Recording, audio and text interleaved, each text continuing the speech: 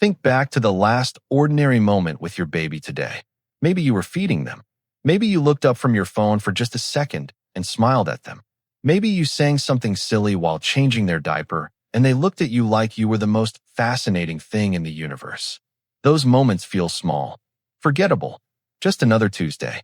But here is what neuroscience has quietly confirmed, and what most parents are never told. Your baby is recording everything, not just storing memories, actually wiring their brain around what you do, what you say, and how you make them feel every single day. And there are 7 specific things your baby secretly needs from you. Things so simple you might be doing some of them already without knowing. That will shape who they become long after they've outgrown your arms. Stay with me, because number 4 is the one almost no parent ever gives, and it might be the most important of all. Most parents measure their love in the big things. The toys, the birthday parties, the sacrifices they make to give their child a better life.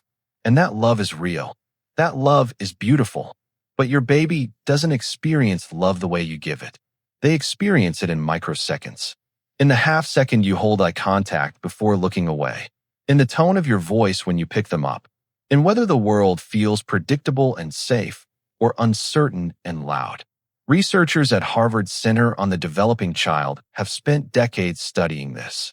Their conclusion is both humbling and hopeful. The brain architecture your baby builds in their first years is shaped not by grand gestures, but by thousands of tiny, repeated interactions with you. They called it serve and return. And today, you're going to understand exactly what that means and what your baby has been silently waiting for you to give them. Number 1, your full face, not just your presence. Here's what's really happening when your baby stares at you. They are not just looking. They are reading you, scanning your eyes, your mouth, your forehead. For emotional data, their nervous system needs to feel safe. Developmental psychologist Dr. Edward Tronick discovered something extraordinary in his still face experiment.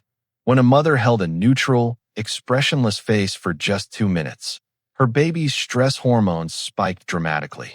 They reached. They fussed. They turned away. Within seconds, not minutes, of losing their mother's emotional face, babies showed measurable signs of distress. Your face is not decoration. It is your baby's emotional compass. Every time you look at them with warmth, really look, not glance, you are sending a signal their nervous system is desperately scanning for. You are safe. I am here. The world is okay. Number 2, your real calm, not a performance of it. This is the part most parents miss completely. When your baby is upset, every instinct in you screams to fix it, to stop the crying, to soothe them as fast as possible. And in that rush, many parents do something that feels like calm, but isn't. They perform calm. Tight smiles, bright voices, tense bodies that say please stop while their mouth says it's okay. It's okay. But your baby has mirror neurons, specialized brain cells that don't hear your words. They read your actual emotional state, your real nervous system, the tension in your shoulders, the shallow breath you don't even notice you're taking. Child psychologists call this co-regulation. Your baby's nervous system cannot regulate itself alone. It borrows from yours. When your nervous system is genuinely calm, slow breath, soft body, unhurried presence, their nervous system learns to settle too. You don't need to feel perfect. You just need to feel real. Slow your breath first. Their body will follow yours. Number 3 is something that happens in your home multiple times a day, and almost every parent has no idea their baby is affected by it. Number 3, to be talked about with love, even when they can't understand the words. You've done it. Every parent has. She's been so difficult today. He just won't sleep. I don't know what's wrong with him. Said in exhaustion. Said out of love, really, because you care so much it's breaking you. Said right in front of them, because they don't understand words yet, right? Here's the surprising part. Research in early auditory development shows babies begin detecting emotional tone and stress in language as early as 6 months old. They don't decode the words, but they decode everything else. The weariness in your voice, the frustration in the air, the way the energy in the room changes when they're the subject of that energy. And their nervous system registers one quiet, wordless conclusion. Something about me is causing distress in the person I need most. This isn't about guilt. It's about awareness. Try this once today. Talk about your baby, in front of your baby, the way you'd want someone to talk about you when you're struggling. Watch what happens to their face. What comes next is the thing your baby needs that takes less than 30 seconds, and most parents have never once given it deliberately. Number 4. A real goodbye, every single time. You sneak out. You wait until they're distracted, then slip away quietly because you think, if they don't see me leave, they won't be upset. It feels kind. It feels protective. But here's what's actually happening inside your baby's brain. Babies are still developing object permanence, the understanding that things continue to exist when they can't be seen. When you vanish without warning, you don't just leave the room. In their experience, you cease to exist. And when you reappear, they have no framework for where you went, whether you'll go again, or whether your disappearances are predictable and safe. Psychologist John Bowlby, the founder of attachment theory, spent his life studying exactly this. His research showed that a child's sense of security doesn't come from a parent never leaving.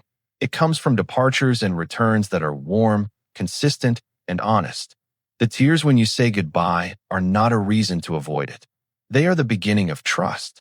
A 30-second goodbye builds more security than a lifetime of silent exits.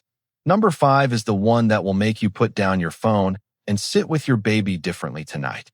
Number 5. To have their feelings named, not fixed. You're fine. It's not a big deal. Stop crying. There's nothing to be scared of. Every parent has said these words. They come from love. We want our babies to feel better immediately. But what your baby actually needs in that moment isn't a solution. It's a witness. Developmental psychologists call this emotional validation, and studies consistently show that babies whose emotions are named, acknowledged, and accepted develop stronger emotional regulation as they grow. Not babies whose emotions are fixed or dismissed. Babies whose emotions are simply seen. The neuroscience behind this is profound. When a trusted caregiver names what a baby is feeling, you're frustrated, that was scary, you missed me. It activates the prefrontal cortex, the part of the brain responsible for emotional regulation, literally wiring calm into the brain through language. Your baby doesn't need you to stop the feeling. They need you to sit inside it with them. 2 words change everything. I see you. The 6th thing is so simple it takes 10 seconds, and the research behind it will stop you cold. Number 6. Predictable routines, the language their brain trusts most. Your baby doesn't understand time. They don't understand tomorrow, or later, or soon. What they understand is patterns. Bath, then pajamas, then milk, then your voice, then dark. Or milk, then rocking, then song, then stillness. The specific routine doesn't matter. What matters is that it repeats. Because for a brain that cannot yet predict anything, a brain that experiences the world as one long stream of unpredictable sensation, a repeated pattern is not just comfort. It is safety itself.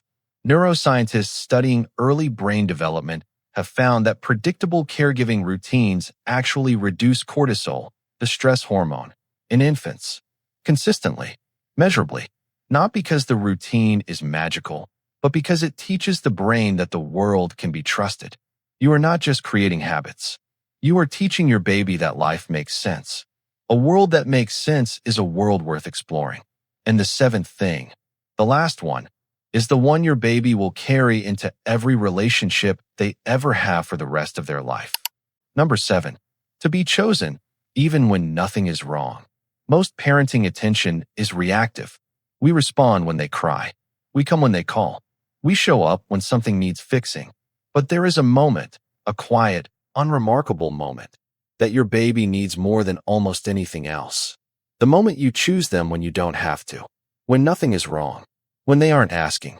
When you simply walk over, sit beside them, and exist in their world for no reason other than because they are there, and you want to be near them. Attachment researchers call this proactive presence, and its effect on a baby's sense of worth is profound, because it teaches them something no amount of responsive parenting can fully replace. I am not just someone to be managed. I am someone worth choosing. That belief, planted in the first years of life, becomes the foundation of how they see themselves in every relationship they will ever have. You are not just spending time with your baby. You are writing the first chapter of how they understand their own value. 5 things you can do starting today. Each takes under 2 minutes. Put your phone face down for one full feeding. Let your face be the only thing in the room. Before you pick them up when they're crying, take one slow breath first. Regulate yourself before you regulate them. Say goodbye every time you leave, even if it causes tears. Warm, brief, consistent. Mama's going now. I'll be back. Name one emotion today. When they're upset, instead of fixing it, say you're frustrated or that was scary. Just name it. Choose them once today for no reason. Sit beside them when nothing is wrong. No phone, no purpose, just presence. Your baby will not remember the words you said today. They will not remember the toy you bought, the song you sang, or whether the house was clean. But their brain, that extraordinary, fragile, rapidly building brain, will remember how you made them feel. Safe or uncertain, seen or invisible, chosen or managed. Those feelings don't stay in the moment. They become the architecture of who your baby grows up to be. You don't need to be perfect. You just need to show up, fully, warmly, and consistently, in the small moments that feel like nothing. Because to your baby, those moments are everything.